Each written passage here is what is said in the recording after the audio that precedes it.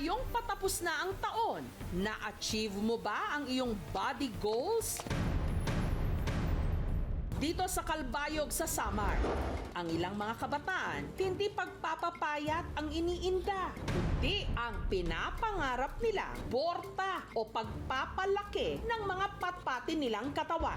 At sa mga gusto raw na agad-agad magkaroon ng laman-laman, ang mga binata rito, meron daw iniinom na itinuturing nilang bitamina na kaya raw magpataba at magpalaki ng katawan na bibili nila kahit daw walang reseta. Nagkalat pa sa online stores. Marami pong mayroong gamot dito sa amin. Marami tuloy ang nahihikaya dahil meron ding good reviews. Ang epekto sa akin, tumaba naman ako.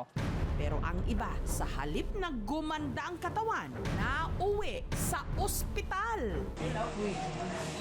Oy, Gigi, wag kang paghina-hina. Magaling ka. Parang patay na siya talaga. Ang iniinom nilang ito, nakatataba at nakabubuti ba talaga o nakasasama?